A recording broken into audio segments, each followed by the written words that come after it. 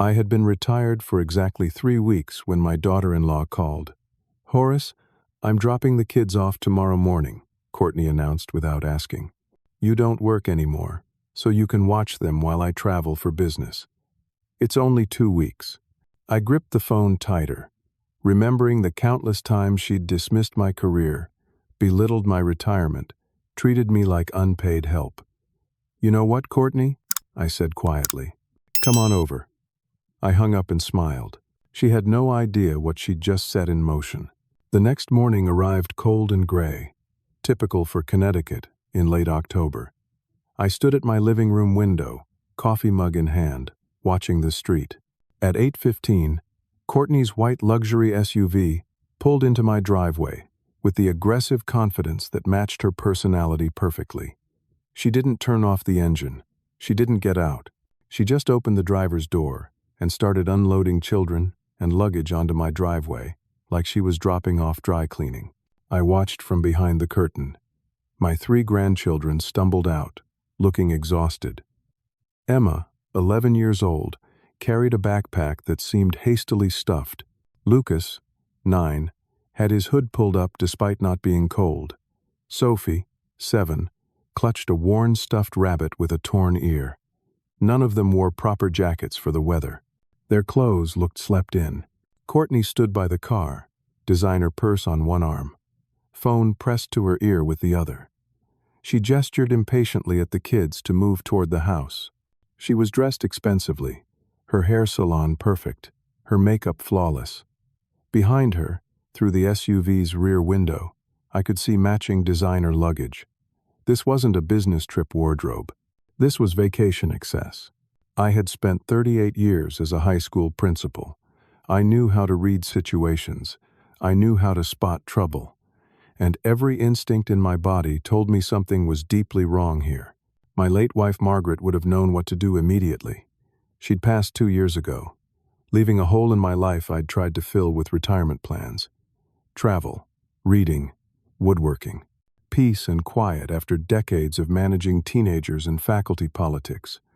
But standing there, watching my grandchildren look abandoned on my driveway, I realized peace wasn't what I needed. Purpose was. I set down my coffee and walked outside. Courtney barely glanced at me. She thrust a crumpled piece of paper toward me, still talking on her phone. "Emergency numbers are there. I'll be in Miami. Important business meetings. 2 weeks, maybe less." I took the paper, studied it. Her handwriting was rushed, barely legible. A hotel name in Miami, a phone number, nothing else. No flight information, no meeting schedule, no real details. "What kind of business meetings?" I asked calmly. She finally looked at me, irritation flashing in her eyes. "Does it matter?" "I work at the boutique part-time. This is a networking opportunity. Fashion Week connections." She waved her hand dismissively. "Look, Horace, you're retired now. You have nothing but time. Derek is on the oil rig for 6 more weeks. Someone has to watch them. Does Derek know you're leaving?" Her expression hardened. "Derek doesn't need to know every detail of my life. He's in the North Sea. He's busy. Don't bother him with small stuff." I looked past her at the children. Lucas had his arms crossed, staring at the ground. Emma was biting her lip, trying not to cry. Sophie just looked confused, hugging that damaged rabbit. "These aren't small stuff, Courtney. These are your children." She laughed, sharp and cold. "Spare me the lecture. I'm with these kids all day, every day, while Derek is gone. I deserve a break. You're retired. You literally have nothing to do. What's the problem?" Something in her tone, the casual cruelty of it, made my decision. I pulled out my phone. "What are you doing?" she asked, making sure we're clear on the arrangement. I opened my camera app, set it to video, and hit record.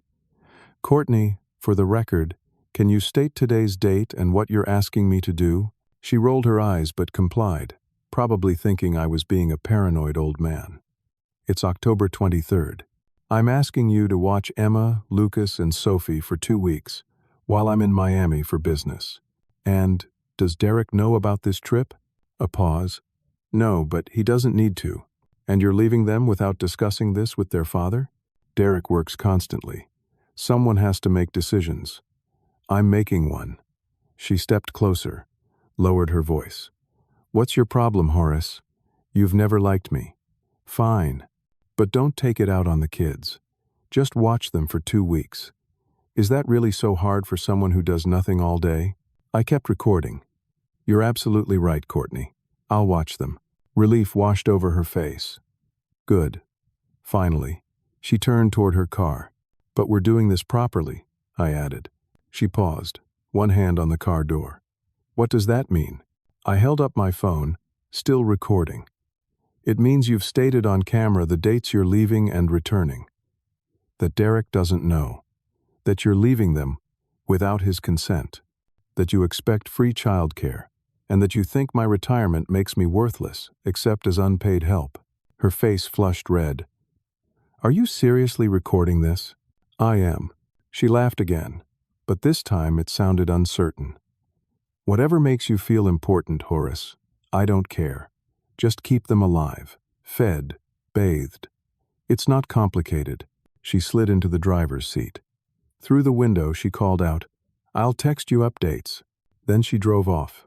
No goodbye hugs for the children. No reassurances. No maternal moment of reluctance. Just the sound of expensive tires on asphalt and the smell of exhaust. The 3 kids stood there in the driveway, small and lost. I stopped recording, pocketed my phone, and crouched down to their level. Come on inside. Let's get you warmed up. Sophie moved first. That rabbit clutched tight. Then Lucas, shoulders hunched. Emma came last, and as she passed me, she whispered, I'm sorry, Grandpa. You have nothing to be sorry for, sweetheart. Inside, my house felt too quiet, too ordered for children. I'd spent 2 years arranging it exactly how I wanted after Margaret died. Books organized by author, photos of our life together on every surface. My teaching awards in the study. Everything in its place. But looking at these 3 exhausted children, I realized my perfectly ordered retirement was about to become beautifully chaotic. I sat them down at the kitchen table and made hot chocolate. The real kind, with milk and cocoa powder, the way Margaret used to make it. I added marshmallows. They watched me with cautious eyes, like they weren't used to being taken care of. When did you eat last? I asked gently. Emma answered. Yesterday morning. Mom said we'd eat at your house. It was almost 9 in the morning. They'd gone nearly 24 hours without a proper meal. I made pancakes, scrambled eggs, toast with butter and jam. I put it all on the table and watched them eat like they were starving, which I realized with growing anger, they were. While they ate, I asked careful questions. School, friends, home life. Their answers painted a troubling picture. Courtney often left them alone while she went out. Derek's oil rig rotations meant he was gone 2 months at a time. The kids had learned to microwave frozen meals. They did their own laundry, badly. Sophie still wet the bed sometimes, and Courtney yelled at her for it. Lucas had a bruise on his arm, dark purple, the size of adult fingers. How did you get that bruise, buddy? I asked. He pulled his sleeve down. I spilled juice. Mom grabbed me. She didn't mean to, but the way he said it, the rehearsed quality, told me he'd explained this bruise before. Emma saw me notice. She looked at me with eyes too old for 11. Grandpa, please don't make this worse. If you say something, it'll just make her angrier. That sentence broke something in me. After breakfast, I showed them to the guest bedrooms. 2 rooms, so Emma got her own, and the younger 2 would share. I found clean towels, spare toothbrushes still in packages, soap. They each had 1 backpack of belongings. When I looked inside while they showered, I found no clean clothes, no toiletries. 1 granola bar split 3 ways in Lucas's bag. That was it. I sat in my study, door closed, and made a decision. I opened my laptop and created a new folder. Evidence. Courtney abandonment. I uploaded the video from this morning. I began typing a detailed document, time-stamped, recording everything I'd observed. The children's condition, the lack of food, the bruise, their statements, everything. Then I called my old friend Raymond, a family law attorney who'd handled several cases for my students' families over the years. I got his voicemail. "Ray, it's Horace. I need advice on a family matter. It's urgent. Call me back." I looked at the calendar. Derek wouldn't be home for 6 more weeks. Courtney said 2 weeks, but I doubted that was the truth. Everything about this morning screamed deception. I heard laughter from upstairs. Real laughter.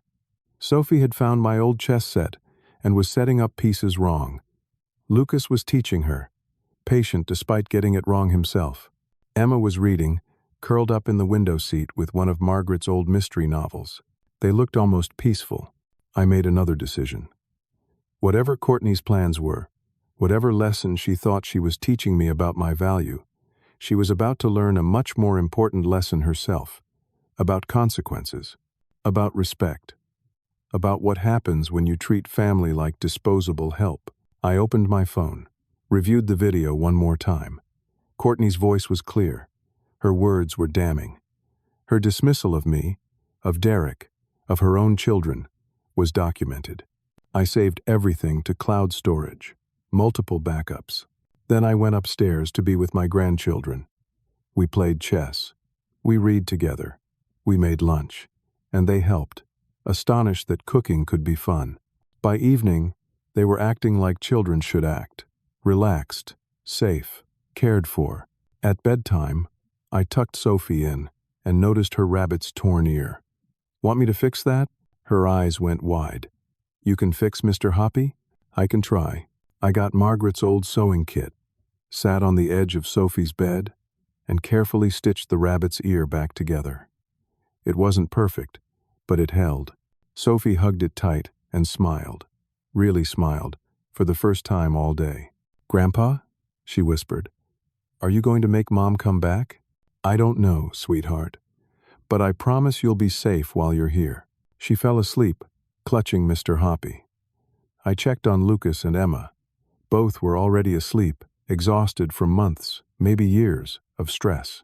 I went back to my study. Raymond had called back. I returned it immediately.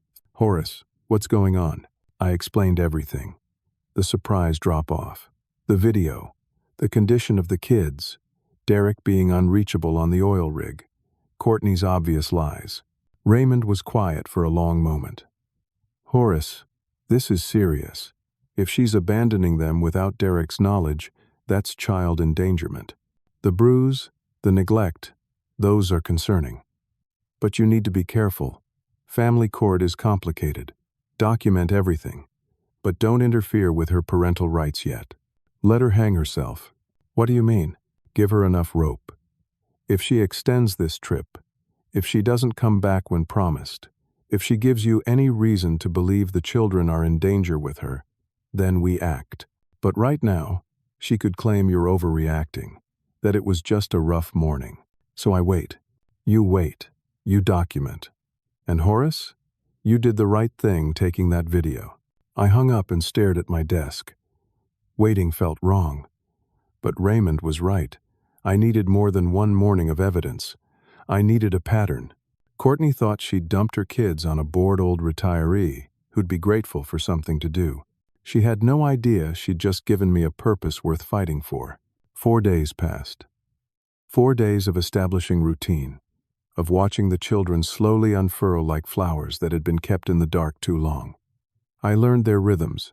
Emma woke early, anxious, needing reassurance. Lucas had nightmares.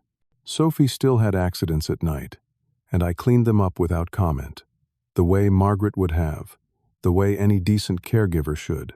I took them shopping at the local department store. They needed everything. Winter coats that actually fit, shoes without holes, underwear, socks, pajamas. I watched Emma's face when I told her to pick out clothes she actually liked, not just what was cheapest. She stood in the girls' section, overwhelmed. "I don't want to spend too much," she said quietly. "Emma, your grandfather can afford clothes. Pick what you like." She cried in the dressing room. Lucas told me later it was because Courtney always made shopping a punishment, complaining about every dollar, making them feel guilty for growing. We established homework time at the kitchen table, family dinners, bedtime stories. I'd forgotten how much I enjoyed reading aloud. We started a chapter book, an adventure story about kids solving mysteries. They were entranced. I documented everything. Photos of the clothes they arrived in, versus new ones. Their eating habits, how they devoured vegetables like they'd been starved for nutrition. Their nightmares, their gradual relaxation. Everything went into my evidence folder with timestamps and notes. On day 4, Courtney finally called. It was afternoon. The kids were outside in my backyard, playing with a football I'd found in the garage. Through the kitchen window, I watched them run and laugh, and I couldn't remember the last time I'd heard such pure joy. My phone rang. Her name on the screen made my jaw tighten. "Hello, Courtney." Music pounded in the background. Loud conversation. Laughter. Definitely not a business meeting. "Horace, hi." Her voice was artificially bright. "Just checking in." "How are they?" "They're fine. Well cared for. Fed. Clothed properly now." A pause. "What do you mean, clothed properly?" "They arrived with inadequate clothing. I took them shopping." "You didn't need to do that. I have clothes for them at home." "Clothes that don't fit and have holes?" "Yes, I saw those." Her tone sharpened. "Is there a problem, Horace?" "Should there be?" Another pause. The background noise swelled. Someone shouted something about shots. A male voice, young, excited. Definitely not Miami business meeting sounds. "Look, I'm calling because there's a slight change of plans." Here it comes, I thought. I need to extend the trip, another week, maybe 2. I walked away from the window, into my study, and closed the door. 2 weeks? Courtney, you said you'd be gone 2 weeks total. That means you'd be back in 10 days. It's important networking. This could really help my career. Your part-time job at a boutique requires 3 to 4 weeks in Miami? It's complicated. You wouldn't understand. Derek sends plenty of money. You're retired. What's the problem? I recorded this call too. I'd started recording all her calls the second day. The problem is, you lied. This isn't a business trip. Silence. Then, defensively, how would you know? Because I can hear a party in the background. Because your story doesn't add up. Because I've dealt with liars for 38 years, Courtney, and you're not even good at it. Her voice turned vicious. Don't you dare judge me. I'm stuck with 3 kids while Derek is gone all the time. I needed a break. I deserve a life. At their expense? Oh, spare me the guilt trip. You have them. They're fine. I'll be back when I'm back. Does Derek know about this extension? Derek doesn't need to know. Don't you dare call him Horace. He's working. This is between us. Where are you really, Courtney? Miami.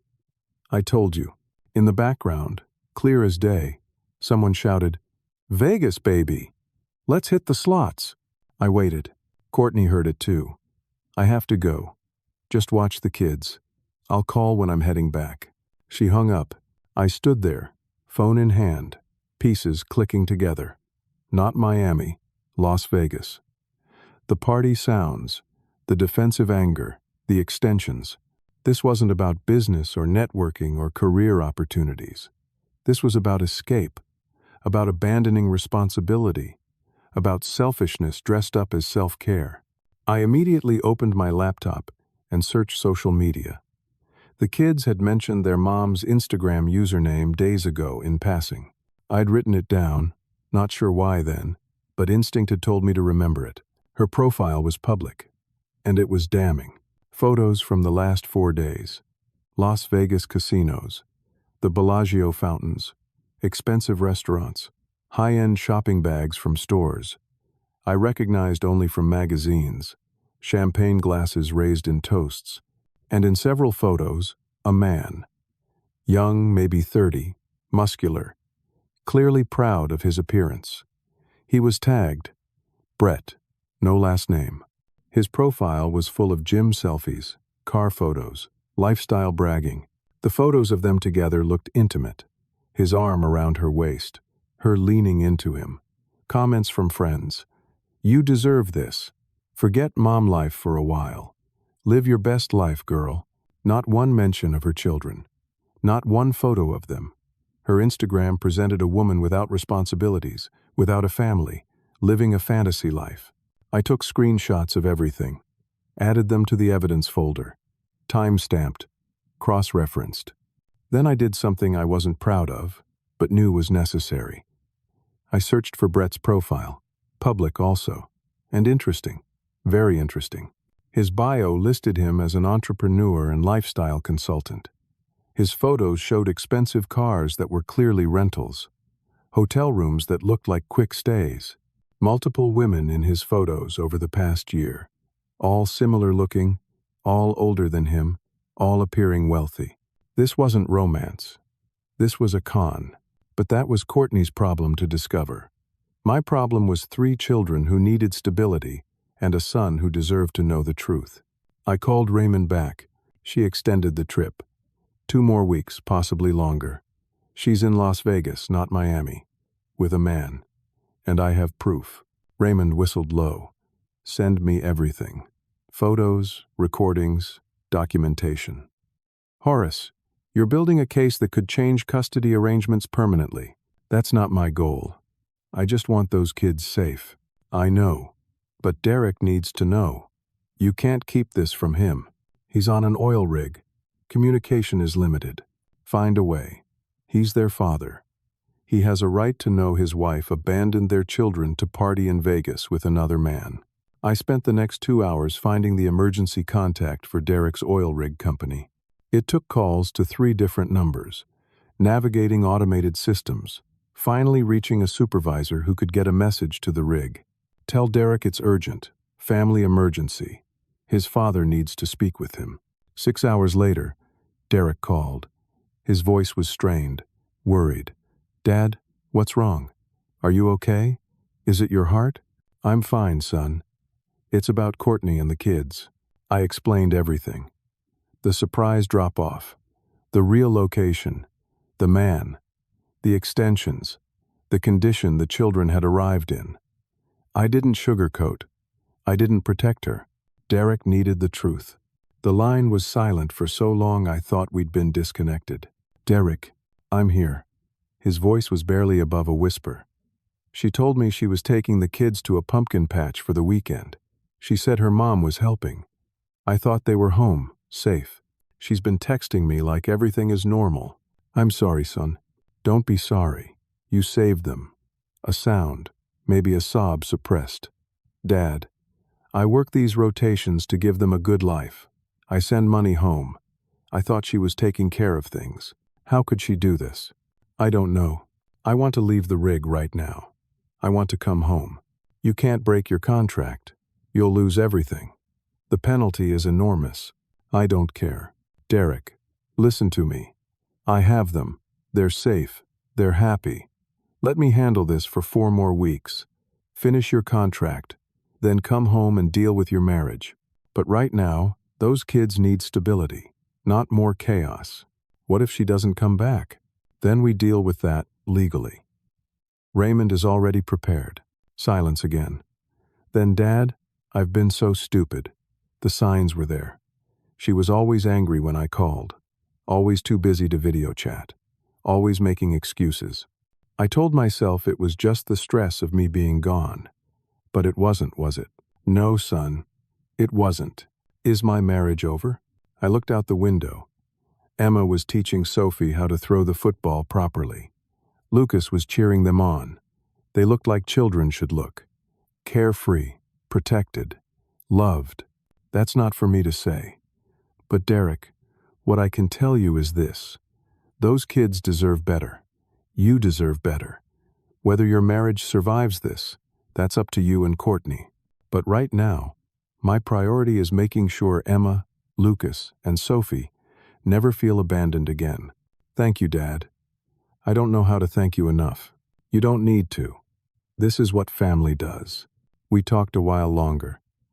I promised to send updates daily, photos of the kids, proof they were thriving, Derek promised to finish his rotation and come straight home.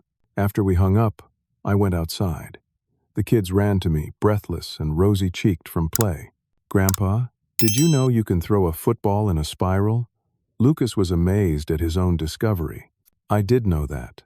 Your dad was quarterback in high school." "Really?" All three looked astonished.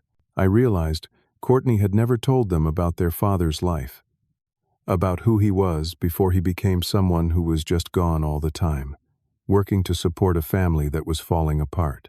"How about we make dinner together, and I'll tell you stories about your dad?" They followed me inside, eager and attentive. Over spaghetti preparation, I told them about Derek's football days, his graduation speech, how he met their mother, how he'd wanted to be a teacher like me but chose the oil industry to make better money when Emma was born. "He loves you very much," I said. "He works hard so you can have a good life." Emma looked at me seriously. "Does Dad know Mom is gone?" "Smart kid. Too smart to lie to." "He does now. I told him today." "Is he mad?" "He's hurt. But he's glad you're here with me." "I'm glad too, Grandpa." She hugged me suddenly, fiercely. "I wish we could stay forever." Over her head, I caught my reflection in the kitchen window. An old man, retired, supposedly useless, but holding a child who needed him. Courtney thought retirement meant having nothing to offer. She was about to learn exactly how wrong she was. 9 days into Courtney's trip, my phone rang with an unfamiliar number. I almost didn't answer, but something made me pick up. "Is this Horace Walker?" "Speaking." "Mr. Walker, this is Janet Morrison from First National Bank. I'm calling regarding Derek Walker's account. You're listed as his emergency contact." My stomach dropped. "Is everything all right?"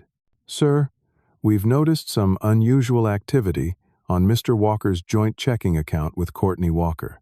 Large withdrawals over the past 10 days. We're required to notify emergency contacts when this level of activity occurs." "How large are we talking?" A pause. The sound of keyboard clicks. "Over $32,000, sir. Multiple ATM withdrawals, cash advances, purchases at luxury retailers, hotels, and casinos. All in Las Vegas, Nevada." I sat down heavily. "How much is left in the account?" $3,842. The account balance on October 15th was $67,900. Derek's savings. 6 months of brutal work on that oil rig, living in a tiny cabin, eating terrible food, being away from his children. All of it, gone. Gambled away. Spent on another man. Wasted on designer bags and champagne. "Mr. Walker, are you there?" "I'm here. Thank you for informing me. I'll handle this. We can freeze the account if you believe there's fraudulent activity." "Do that. Freeze it immediately. I'll have Derek contact you to confirm." I hung up and immediately called Raymond. "She's draining his bank account. Over $30,000 in 10 days. Raymond swore, something he rarely did. "That's financial abuse, combined with the abandonment, the infidelity, the neglect of the children. Horace, you have enough to bury her in court. I need to tell Derek. Do it now. He needs to protect his assets. If she keeps spending, there won't be anything left."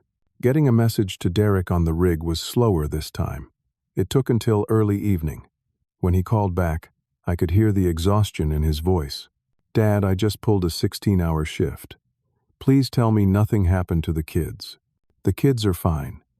But Derek, Courtney has spent over $30,000 in the last 10 days. Your savings account is nearly empty." Silence. Not the processing kind, the devastated kind. "Derek?" "That money was for their college, for emergencies, for our future." His voice cracked. "I live in a metal box in the middle of the ocean. I work until my hands bleed. I miss my kids' birthdays and school plays and bedtimes. Also, we'd have security. And she spent it?" "I'm sorry, son." "On what? What could she possibly spend $30,000 on in 10 days? Hotels, casinos, shopping, restaurants." I paused. Him.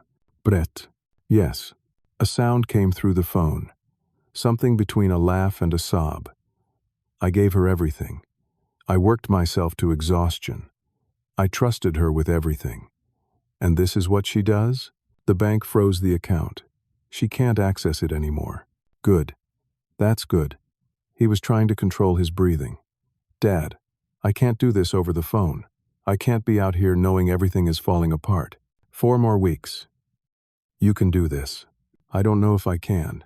You have to. For them. Through my study door, I could see the kids watching television. Sophie between her older siblings, all 3 laughing at something on screen. They need their father to be strong, to finish what he started, to come home with his head high, not having broken a contract and lost even more money. You're right. I know you're right. But Dad, how do I come back from this? How do I look at her again? I don't know. But that's a problem for 4 weeks from now. Right now, protect yourself. Contact the bank tomorrow during your break. Set up a separate account. Have your paychecks redirected. She's going to go crazy when she realizes the money is cut off. Let her. We talked for another 20 minutes. I sent him screenshots of the bank statement Janet had emailed me. Photos of the kids, happy and healthy, to remind him why he was enduring this. By the time we hung up, he sounded more resolved, less broken. But I felt the weight of what was coming. Courtney had no idea her access to money was cut off. When she discovered it, there would be consequences. They came sooner than expected. That night, just after I'd tucked the kids into bed, my phone rang.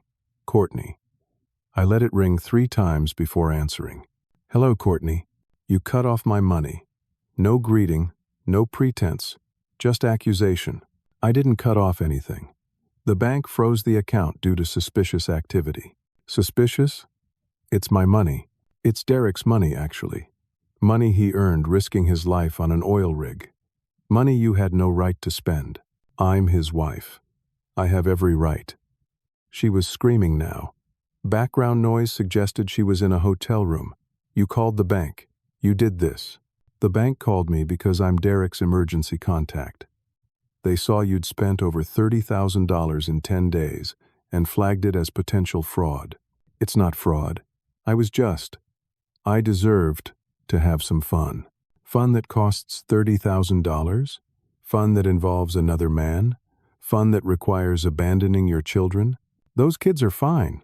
You said so yourself. They are fine. Because I'm caring for them. Because I'm feeding them, clothing them, giving them the stability you should be providing. She was breathing hard. When she spoke again, her voice was different, dangerous. You've been planning this. You've always hated me. You wanted to turn Derek against me. I didn't need to turn Derek against you, Courtney. You did that yourself. He'll never believe you. He loves me. He knows everything. The real location, Brett, the money, the condition the kids arrived in. He knows. A sound. Maybe something breaking. You called him? You had no right. I had every right. I'm his father. Those are his children. That's his money you stole. I didn't steal anything. What would you call taking $64,000 without permission and spending it on yourself? Silence. Then, quietly, almost childlike. I just wanted to feel alive again. Do you know what it's like to be stuck at home all the time? To have no life? No identity except mom? Millions of parents manage it without abandoning their children and cheating on their spouses. You don't understand. You're right. I don't understand how someone can be so selfish. This isn't over, Horace. When I get back, you'll regret interfering. When are you coming back? When I'm ready. That's not good enough. It'll have to be. She hung up. I stood there, phone in hand, and realized the situation had escalated beyond a lesson about respect. This was a complete breakdown, a marriage ending, a family imploding, and 3 children upstairs who would be caught in the fallout. I went to check on them. All asleep, peaceful, unaware their mother had just threatened their grandfather, unaware their college fund was gone, unaware everything was about to change. I returned to my study and opened the evidence folder. Added notes from tonight's call, the bank records, Derek's statement. The folder was massive now. Dozens of documents, photos, recordings, timestamps, everything documented, everything preserved. Raymond had told me to let her hang herself. She'd just tied the noose and kicked away the chair. Now we waited for the fall. 7 more days of silence. 7 days where Courtney didn't call, didn't text, didn't acknowledge her children's existence. 7 days where Emma stopped asking when her mother was coming home. 7 days where Lucas's nightmares slowly faded. 7 days where Sophie finally slept through the night without accidents. 7 days of me realizing these children had been surviving, not living. Then, on day 16, my phone rang at 2 in the morning. Unknown number. Las Vegas area code. I answered, groggy and worried. Hello? Mr. Walker? A woman's voice. Professional. Tired. Yes? This is Officer Patricia Gomez, with the Las Vegas Metropolitan Police Department. I'm calling regarding Courtney Walker. You're listed in her phone as an emergency contact. Every nerve in my body went on alert. What happened? Is she hurt? Mrs. Walker was involved in a single vehicle accident approximately 4 hours ago. She and a male passenger crashed into a concrete barrier on Interstate 15. Both had blood alcohol levels well above the legal limit. Mrs. Walker is being treated for minor injuries at University Medical Center. She's also being charged with DUI and reckless endangerment. I sat up, turned on the lamp. What about the passenger? Brett Carlson. He's in ICU. Critical but stable. I see. Mrs. Walker is requesting you post bail. It's set at $20,000. $20,000. Almost exactly what was left after Derek froze the accounts. Officer, I'm her father-in-law, not her husband. Her husband is working overseas. She insisted we call you. She says she has no one else. I looked at the ceiling, thinking. Courtney was in jail. Brett was in the hospital. The money was gone. Everything had fallen apart exactly as it was always going to. Mr. Walker, will you post bail? The smart answer was no. Let her sit in jail. Let her face consequences without rescue. Let her understand actions have prices. But then I thought about Emma, Lucas, and Sophie. How would I explain that I left their mother in a Las Vegas jail? How would that affect them? I need to make some calls. What facility is she being held at? Officer Gomez gave me the details. Bail could be posted remotely. I had until morning to decide before Courtney would be formally processed into the county system. I hung up and immediately called Raymond. It's 2 in the morning, Horace. Courtney was arrested for DUI. She crashed a car with Brett. He's in the ICU. She wants me to bail her out. Raymond was quiet, thinking.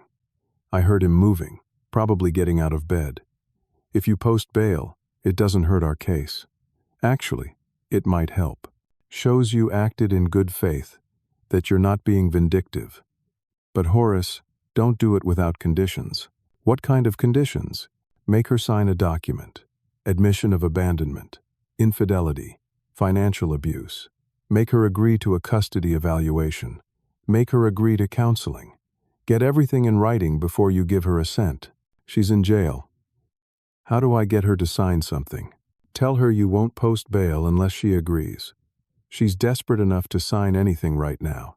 I spent the next 3 hours making arrangements. Called a bail bondsman Raymond recommended who operated in Nevada. Called a notary public in Las Vegas who could come to the jail. Called Derek. Woke him up. Explained everything. Dad, let her sit there. I can't. Not for you, for her. For the kids. They don't need to know their mother was left in jail by their grandfather. She doesn't deserve your kindness. No, she doesn't. But those kids deserve to not have that story as part of their history. Derek sighed. You're a better man than me. I'm just a father doing what fathers do. At 6 in the morning, I called Officer Gomez back. I'll post bail on the following condition. Mrs. Walker agrees to sign a notarized document admitting certain facts about her behavior. I have a notary coming to the jail at 9. If she signs, I'll transfer the bail money immediately. I'll let her know. 30 minutes later, Courtney called from the jail phone. Horace, thank you. I knew you'd help. I'm helping. But you're signing a document first. What document? An admission that you abandoned your children. That you lied about your location. That you were unfaithful to Derek. That you spent marital assets without permission. And an agreement to submit to a custody evaluation and attend counseling. You can't force me to sign that. Then enjoy jail, Courtney. I hear Las Vegas holding cells are lovely this time of year. You're blackmailing me. I'm protecting my grandchildren. Sign or don't. Your choice. Silence. Then small and defeated. If I sign, you'll post bail? Immediately. Fine. I'll sign whatever you want. I booked a flight to Las Vegas, leaving at 10 in the morning. Raymond had drawn up the document overnight and emailed it to the notary. Everything was arranged. But I needed to leave the kids. I called my neighbor Helen, a retired nurse in her 60s who'd known Margaret and had always been kind. I explained the situation, vague on details. I need to go to Las Vegas for 24 hours. Family emergency. Can you stay with the kids? Of course, Horace. Bring them over. They can stay with me. The kids woke to find me packing a bag. Emma's eyes went wide. Grandpa, are you leaving too? The fear in her voice broke my heart. Just for one day, sweetheart. I'll be back tomorrow night. You're staying with Mrs. Helen next door. She's making cookies today. Are you going to see Mom? Couldn't lie to her. Yes. Is she coming back? I don't know yet. Emma nodded slowly. Okay, please come back, Grandpa. I promise.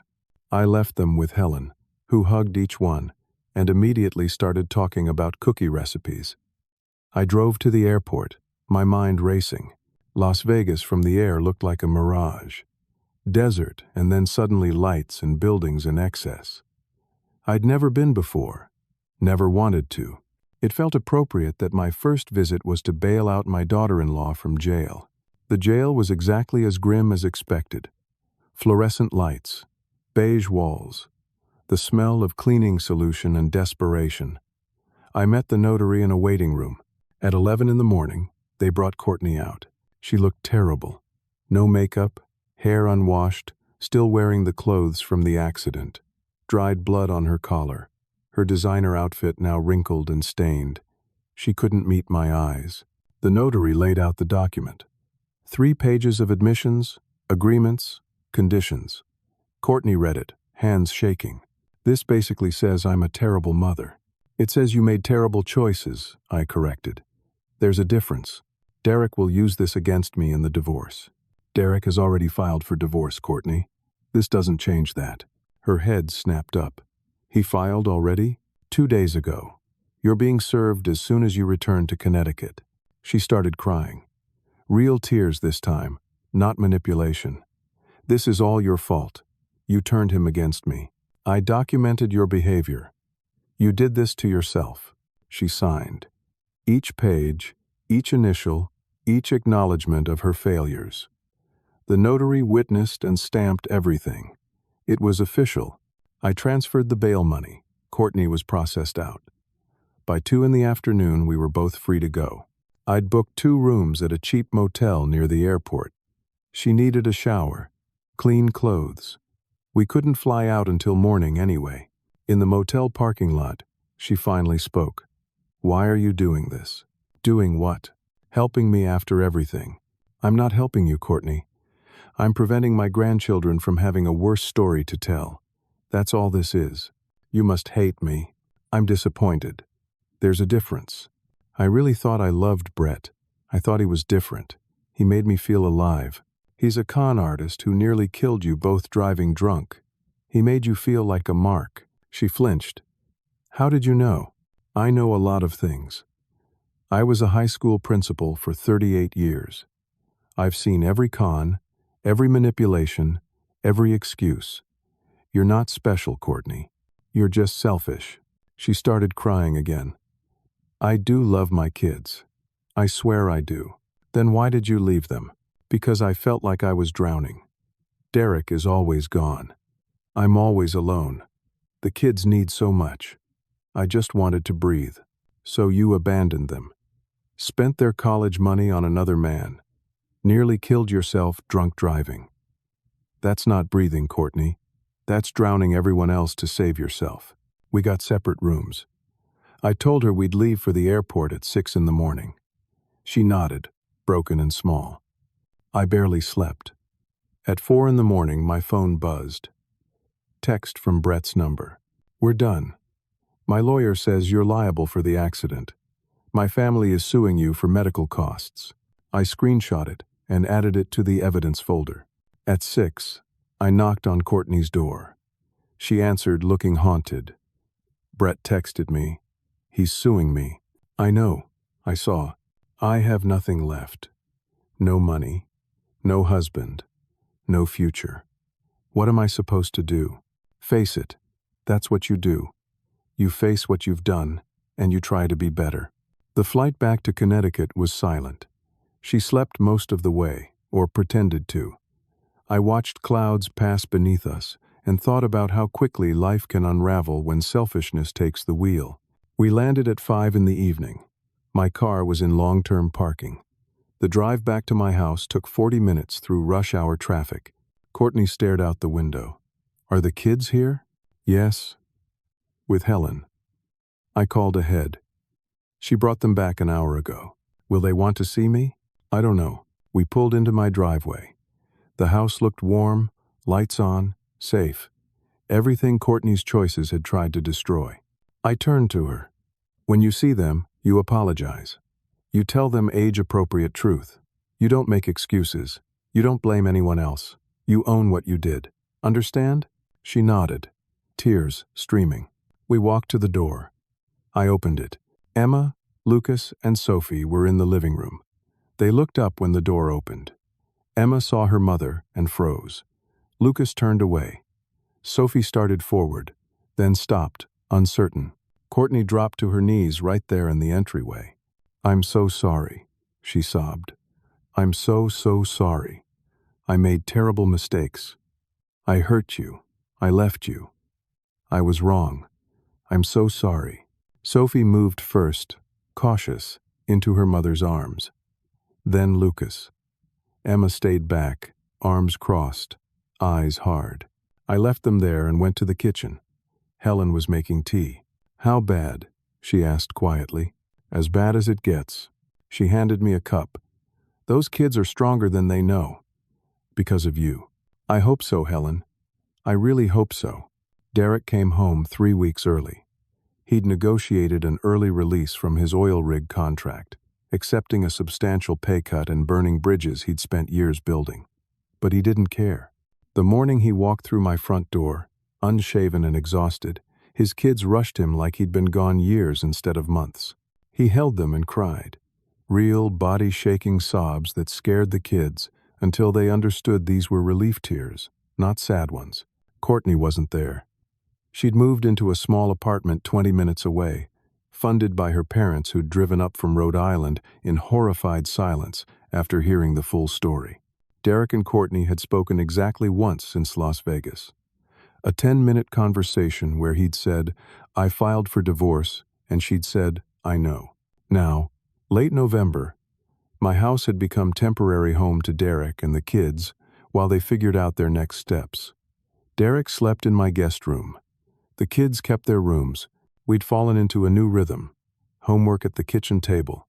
Derek helping now. Making up for lost time. Family dinners. Board games. Slowly rebuilding what Courtney had fractured. But peace was temporary. The custody hearing was scheduled for early December.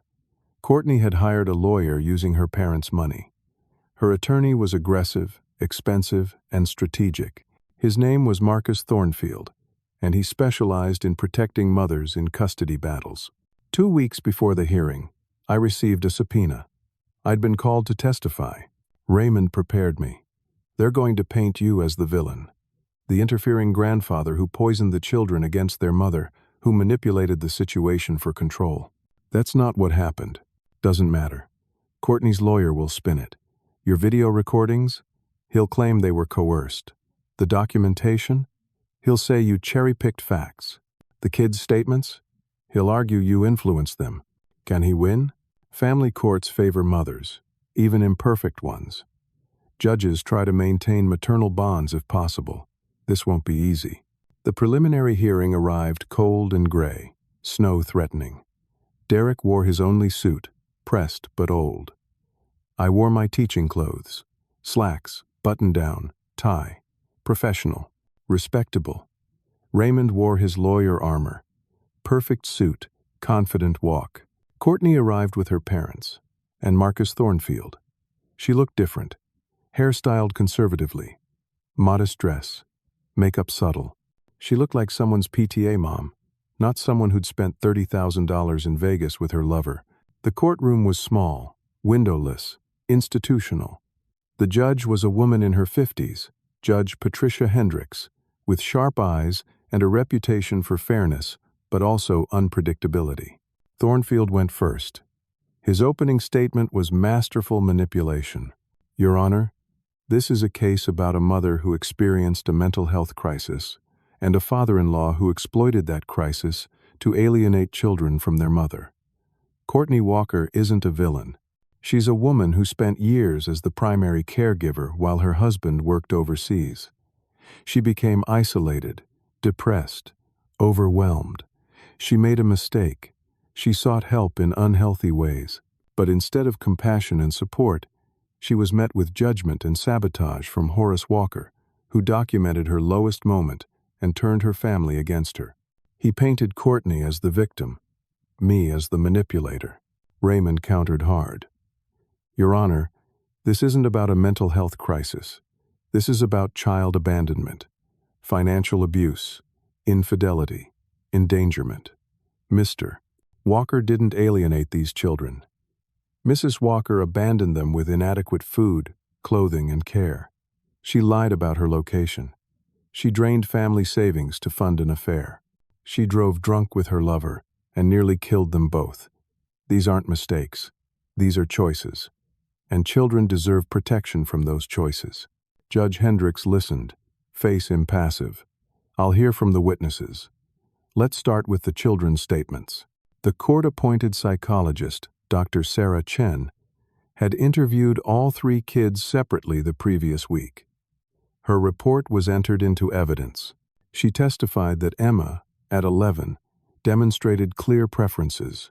Emma stated she wants to live with her father. She expressed fear of her mother's anger and unpredictability. She feels safer with her father and grandfather. Lucas's testimony was more complicated. Lucas, age 9, showed confusion. He misses his mother but acknowledges feeling neglected. He wants her to be nice again but doesn't trust her. Sophie, at 7, was too young for formal testimony, but her drawings spoke volumes. Sophie drew pictures of her family. In several, her mother is physically separated from the rest. In others, her mother appears larger and angry, while Sophie appears very small. Dr. Chen's conclusion. These children show signs of emotional neglect and inconsistent parenting. They've bonded strongly with their grandfather during their mother's absence. Reintegration with their mother will require supervised visits and extensive therapy. Thornfield cross-examined aggressively. Dr. Chen, isn't it true that children often say what they think adults want to hear? Yes. But these children showed consistent narratives across multiple sessions. And isn't it possible that Mr. Horace Walker influenced these narratives? He had the children for weeks without the mother's presence. Influence is always possible, but the specific details they provided about prior neglect predated their stay with their grandfather. Alleged neglect, Raymond objected. Your Honor, there's documented evidence of the children's condition upon arrival. Judge Hendricks nodded. Sustained. Mr. Thornfield, stick to questions. The session broke for lunch. In the courthouse cafeteria, Derek sat with his head in his hands. They're making her look like the victim. How is she the victim? Because her lawyer is good, Raymond said. But we have evidence. Wait for the afternoon. The afternoon session started with Courtney on the stand. Thornfield asked gentle questions. She cried beautifully. I was drowning, she said. Derek was gone all the time. I had no support, no friends. I felt like I was disappearing. I made terrible choices, I know that. But I never stopped loving my children. I just needed help and didn't know how to ask for it. She was convincing. Even I almost believed her. Then came the bombshell. "Mrs. Walker," Thornfield said gently, "is there anything else the court should know about your current situation?" "Yes." She looked directly at Judge Hendricks. "I'm pregnant." The courtroom went silent. Derek's face went white. He knew immediately what this meant. Thornfield continued. "And the father of this child?" "My husband, Derek." Derek stood up. "That's a lie." Judge Hendricks banged her gavel. "Mr. Walker, sit down or be removed." Raymond grabbed Derek's arm, pulled him back to his seat, whispered urgently in his ear. I felt sick. The timeline was impossible. Derek had been gone for months. The baby had to be Brett's.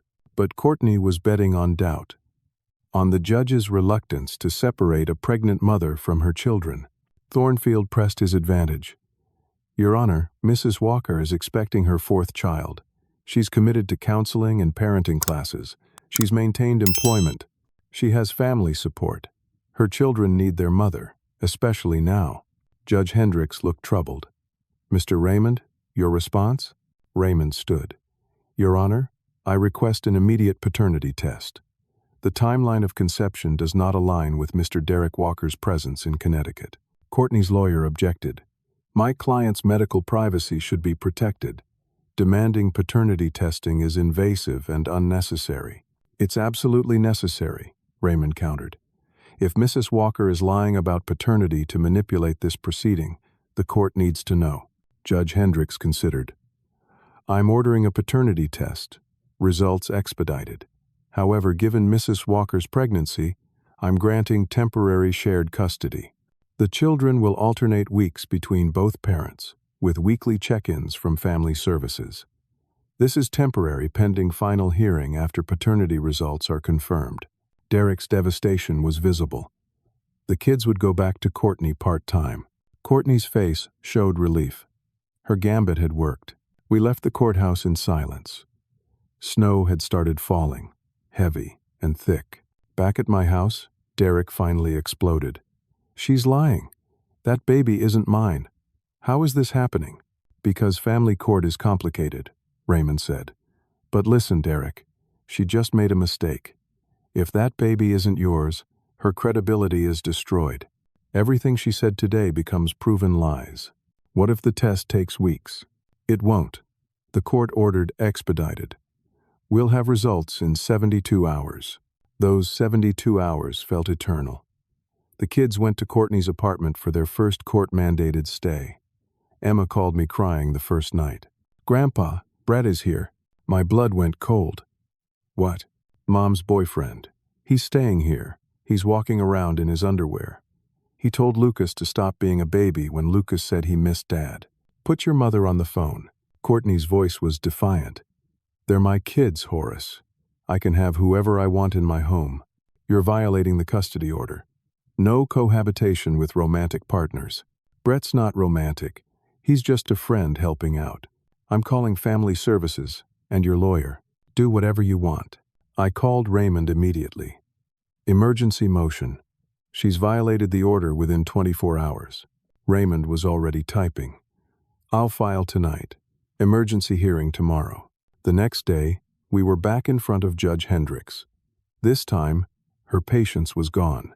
"Mrs. Walker, the custody order specifically prohibited cohabitation with romantic partners." "He's not romantic, Your Honor. We're just friends." Raymond presented evidence. Photos the kids had taken, showing Brett's belongings throughout the apartment. Text messages between Courtney and Brett, calling each other babe and discussing their relationship. Judge Hendricks's expression hardened. "Mrs. Walker, you've violated the order within 1 day. The children are removed from your custody effective immediately. They return to their father full-time pending final hearing." Courtney's face crumpled. "No, please." "Furthermore, I'm moving up the paternity test results. They came back this morning. I was going to wait for the final hearing, but given this violation, we're addressing it now." She opened an envelope, read the results, looked at Courtney with something close to disgust. Brett Carlson is the biological father. Mrs. Walker, you lied under oath about the paternity of your unborn child in an attempt to manipulate these proceedings. The courtroom erupted. Derek was on his feet. Courtney was sobbing. Her lawyer looked furious, clearly blindsided. Judge Hendricks continued. I'm granting Derek Walker full physical and legal custody. Mrs. Walker will have supervised visitation only, 2 hours per week, supervised by a court-appointed monitor. She is ordered to complete parenting classes, individual therapy, and drug and alcohol testing before any expansion of visitation is considered. This is my final ruling. The gavel fell. It was over. Outside the courthouse, Courtney tried to approach Derek. He walked past her without a word. She turned to me. You destroyed my life. Are you happy? You destroyed your own life, Courtney. I just made sure my grandchildren weren't destroyed with it. They'll hate you for this. No, they'll understand I protected them. That's what family does. She walked away, alone, to a car where Brett was waiting. He didn't get out to comfort her, just pulled away as soon as she got in. Derek, Raymond, and I stood in the snow. I don't know how to thank you, Dad, Derek said. You don't need to, Raymond smiled. Horace, in 30 years of family law, I've never seen such thorough documentation. You built a case that couldn't be beaten. 38 years as a high school principal. I learned to document everything. We drove back to my house. The kids were there with Helen. When they saw Derek, they ran to him. Did we win? Emma asked. We won, sweetheart. The hug that followed included all of us. Derek, the kids, me, even Helen. For the first time in months, I felt peace. 3 days after the custody ruling, everything Courtney had built around herself collapsed completely. It started with a phone call from an unfamiliar Nevada number. I was making breakfast for the kids, early morning, when my phone rang. Mr. Horace Walker? Speaking. This is Detective James Morrison with the Las Vegas Metropolitan Police Financial Crimes Unit. I'm calling about Brett Carlson and Courtney Walker. You filed a report regarding financial irregularities? I'd almost forgotten. Weeks ago, at Raymond's suggestion, I'd filed a report with Vegas police about the suspicious spending patterns and Brett's potential fraud. I'd never expected follow-up. I did file a report, yes. Mr. Walker, we've been investigating Brett Carlson for 18 months.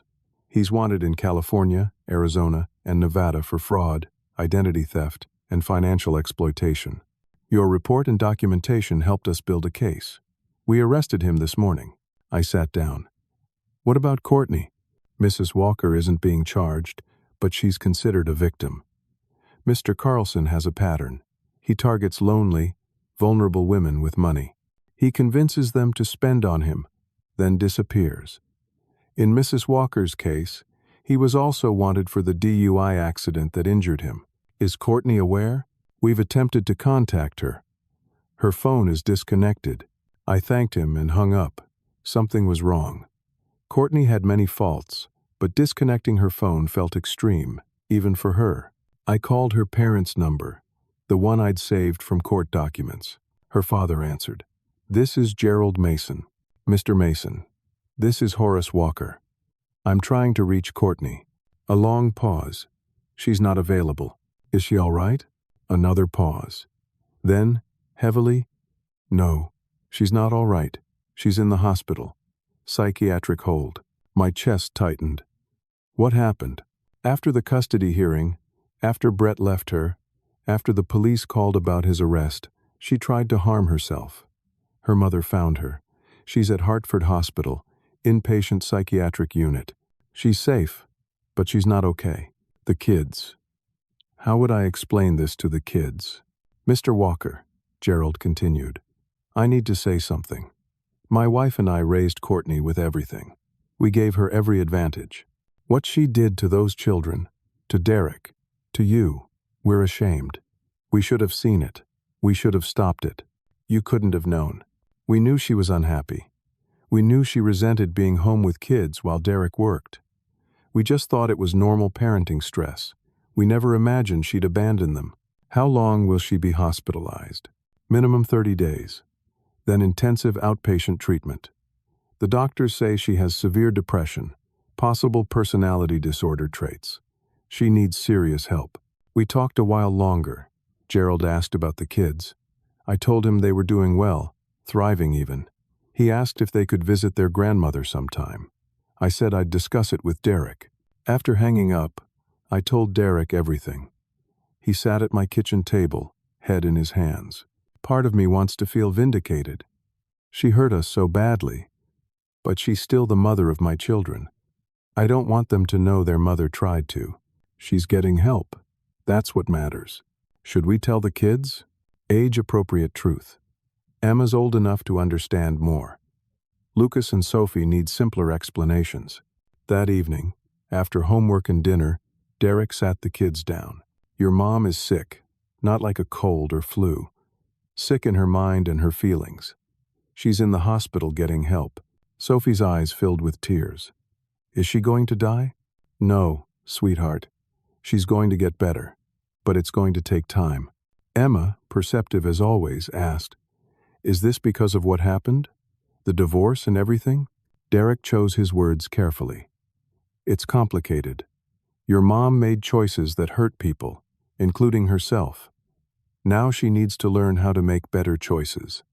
The doctors are helping her. Lucas asked quietly, Is it our fault? Derek pulled him close. No, never. None of this is your fault. Adults make adult decisions. You three are just kids. You're supposed to be kids. This is not on you. The next 2 weeks brought more revelations. The investigation into Brett revealed he wasn't just a con artist. He was married with 2 children in California. His wife had filed for divorce 6 months ago, but hadn't found him yet. He'd scammed at least 7 women in 3 states, taking over $200,000 total. Courtney had been another mark. A lonely, vulnerable mark with access to money and poor judgment. The civil lawsuit Brett's family threatened never materialized. Brett himself was facing criminal charges. His family wanted nothing to do with him. Courtney's parents paid for her treatment and assumed the debt she'd accumulated. They also quietly sold her apartment and moved her belongings into storage. She'd have nowhere to go when released, except back to their home in Rhode Island. December arrived with heavy snow. Christmas approached. The kids asked if their mother would be home for the holiday. Probably not, Derek said gently. But we can make cards for her. They did. 3 homemade cards with drawings and messages. Get well, Mom. We miss you. Merry Christmas. Simple. Honest. Forgiving in the way only children can be. On Christmas Eve, we all attended midnight service at the church. Margaret and I had attended for 30 years. The kids wore new clothes Derek had bought. They sang carols with pure, clear voices. During the sermon about hope and redemption, I watched them and felt grateful. Grateful they were safe. Grateful they were healing. Grateful they still had capacity for forgiveness. After service, standing in the snow outside the church, Emma hugged me suddenly. Grandpa, thank you for saving us. I didn't save you, sweetheart. We saved each other. No, she said seriously. You did. When Mom left us with you, we were scared all the time. We never knew when she'd be mad or gone or just mean. But you made us safe. You made us a family again. I couldn't speak, just held her. Derek watched with tears in his eyes. Lucas and Sophie joined the hug. We stood there, 5 people who'd survived a storm, holding each other in the snow outside a church on Christmas Eve. Later that night, after the kids were asleep, Derek and I sat in my living room with coffee. I found a house, he said. Small, 3 bedrooms, near a good school district. I put an offer in. If it goes through, we can move in by February. That's wonderful. Dad, I want you to come with us. I looked at him, surprised. I mean it, he continued. The house has a first-floor bedroom with attached bathroom. Perfect for you. The kids need you. I need you. These last months, having you, it's been like having Mom back in a way. Not the same, but that feeling of home. Derek, you need to build your own life. You're part of that life. You always have been. I'm not asking you to give up your house or your independence. I'm asking you to be part of our daily lives because we need you." I thought about it. This house held memories of Margaret, yes, but it also held loneliness, empty rooms, silence. Being with Derek and the kids wasn't giving up my retirement. It was giving it purpose. "I'll think about it," I said, but I already knew my answer. 6 months passed like water finding its level, settling into natural patterns. Courtney completed her inpatient treatment and moved into a supervised living facility in Rhode Island near her parents. She attended therapy 3 times a week. She worked part-time at a library, shelving books and helping patrons. Small steps, quiet life, healing that would take years, not months. Her supervised visits with the kids expanded to every other Sunday, 4 hours, monitored by a social worker. The visits were awkward at first, everyone uncertain, but slowly, carefully, they began rebuilding something. Not what was before, something different, something honest. Brett was sentenced to 8 years for fraud and related charges. His wife divorced him. His children wouldn't speak to him. He'd destroyed his life, chasing easy money and cheaper thrills. Derek's house purchase went through. True to his word, it had a perfect bedroom for me on the first floor. I sold my old house, the one Margaret and I had shared, with mixed feelings. But I kept her photos, her favorite chair, her books. I brought her with me to the new place. The kids thrived. Emma made honor roll every quarter.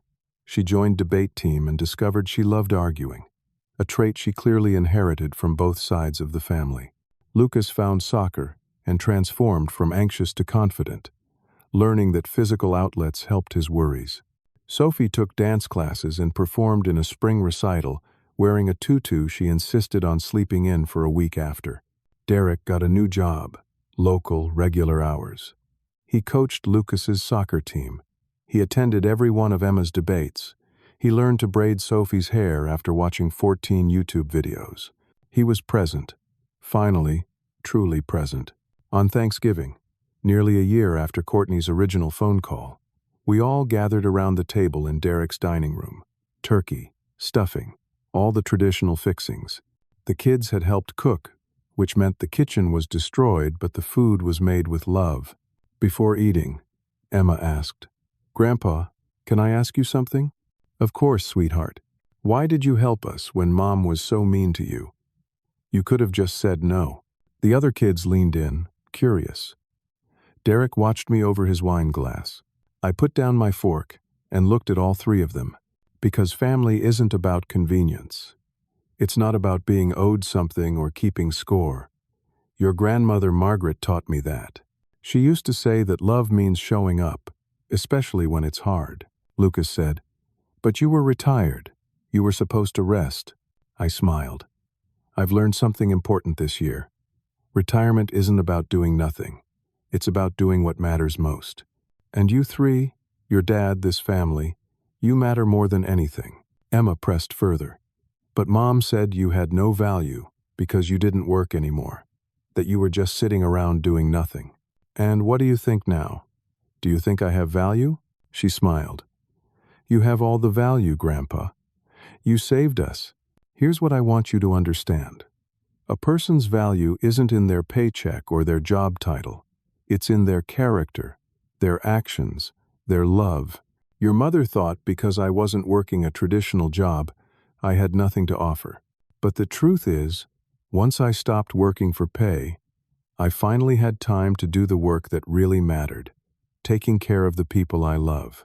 Derek added, "Kids, your grandfather taught me something too. I was so focused on making money, on providing financial security, that I didn't see what was happening at home.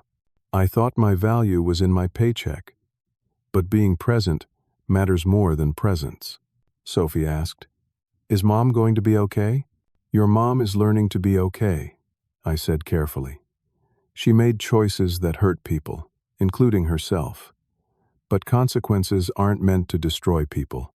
They're meant to teach them. Your mom is learning. It's going to take time." We ate dinner, talked, laughed. The kids told stories about school. Derek talked about his job. I mostly listened, grateful to be included. After dinner, While the kids were in the living room playing a board game Derek had gotten them, he and I cleaned the kitchen. Dad, I never properly thanked you. You've thanked me 100 times. Not really. Not for what you actually did. He dried a plate carefully. You didn't just watch the kids. You documented everything. You built a legal case. You protected them in ways I didn't even understand at the time. You saved my family. I did what fathers do. No, you did more than that. You saw what needed to be done, and you did it, even when it was hard. Even when it meant confronting Courtney, flying to Vegas, spending your retirement money on bail. You put everyone else first. That's what love looks like, son. It's not always pretty. Sometimes it's documentation folders and custody hearings and difficult conversations. But it's always about protecting the people who matter. Later that evening, after Derek and the kids had gone to bed, I sat in my room with a cup of tea. On my nightstand was a photo of Margaret from our 40th anniversary, just 2 years before she passed. She was smiling, that knowing smile she'd get when she was particularly pleased about something. I picked up the photo. Well, Margaret, what do you think? Did I do right? No answer, of course. But I felt her approval anyway. I thought about that phone call a year ago, Courtney's voice dripping with condescension. You don't work anymore. You literally have nothing to do. She'd been so wrong. Retirement hadn't made me worthless. It had freed me to do the most important work of my life. Not managing a school, or dealing with administrative nonsense, or attending endless meetings, but protecting 3 children who needed someone to fight for them. My value wasn't diminished when I left my career. It was revealed. The doorbell rang, surprising for this late. I got up, checked the peephole. Courtney stood on the porch, alone, holding a pie. I opened the door. Courtney, I know I'm not supposed to be here. I know my visitation is supervised, but I needed to say something, and I wanted to do it in person. Come in. She stepped inside, nervous, clutching that pie like a shield. She looked healthier than the last time I'd seen her. Hair natural, no excessive makeup, simple clothes. She looked like someone trying to be real. The kids are asleep, I said. I'm not here for them. I'm here for you. She took a breath. I made you a pie. Pumpkin. I remembered Derek saying it was your favorite. I made it myself in the supervised kitchen at my facility. It's probably terrible, but I made it. She handed it to me. It was lopsided, clearly homemade by someone still learning. Thank you, Horace. I need to say this. I hated you for so long. I blamed you for everything. But in therapy, I had to face the truth. You didn't destroy my life. I did. You were just the only one brave enough to stop me from destroying my children's lives too. I didn't speak. Let her continue. You were right about everything. I was selfish. I was cruel. I saw you as worthless because you weren't earning money. And that says everything about my values, doesn't it? You had more value in your retired generosity than I had in any of my so-called productive years. Courtney, you're doing the work now. That's what matters. I'll never get back what I lost. Derek will never forgive me. The kids will never trust me the same way. I understand that, but I wanted you to know that I see it now. I see what you did. You saved them from me, and I'm grateful, even though it kills me to admit it. She turned to leave, then paused. I don't know if I'll ever be the mother they deserve, but I'm trying to be someone they don't have to recover from. That's the goal my therapist set for me. Not to be perfect, just to be someone they don't have to heal from. That's a good goal. She left quietly. I stood there holding a lopsided pumpkin pie and feeling something unexpected. Not forgiveness exactly, but maybe understanding. Maybe hope that people can change. Slowly, painfully, but genuinely. I cut a slice of the pie. It was too sweet and slightly burnt on the edges. But she'd made it. She'd tried. That counted for something. I finished my tea, turned off the lights, and went to bed. In the morning, Derek would make pancakes. The kids would argue about who got the bigger portion. Sophie would spill syrup. Lucas would complain about Emma hogging the bathroom. Derek would referee. Normal family chaos. Normal was a gift I'd helped give them. As I drifted off to sleep, I thought about value and worth and purpose. About how society tells us we're only valuable when we're producing, earning, contributing to the economy. How retirement is painted as an ending, a reduction, a slow fade into irrelevance. But I'd learned different. Retirement wasn't an ending. It was a new chapter where the real work finally became clear. Not the work of career and ambition and achievement, but the work of presence, of protection, of love that shows up, documents everything, flies to Vegas at 2 a.m, stands in courtrooms, faces down manipulation, and refuses to let children become casualties of adult selfishness. That work had no paycheck, no performance reviews, no promotions, but it had value, beyond measure. I closed my eyes, content. I'm retired, I whispered to the darkness, but I've never worked harder or mattered more. Outside, snow began to fall, gentle and quiet. Inside, warmth remained. And in the morning, there would be pancakes. So I want to hear from you. Have you ever had to stand up for someone who couldn't stand up for themselves? Have you ever been dismissed or underestimated because of your age or your stage in life? Drop your stories in the comments below. I'd love to hear them. And if this story touched you in any way, if it reminded you that value isn't measured in paychecks but in character and love and showing up when it matters, do me a favor, hit that like button, subscribe to the channel so you don't miss future stories, and share this with someone who needs to hear it. Maybe someone who's retired and wondering if they still matter. Maybe someone facing their own family crisis. Maybe someone who just needs to be reminded that doing the right thing, even when it's hard, is always worth it. Thank you for listening to my story. Thank you for being here. I hope whatever challenges you're facing, you find the strength to show up, to document everything, and to protect the people who matter most. Take care of yourselves, take care of each other, and remember, your value doesn't decrease because someone else can't see it. Until next time,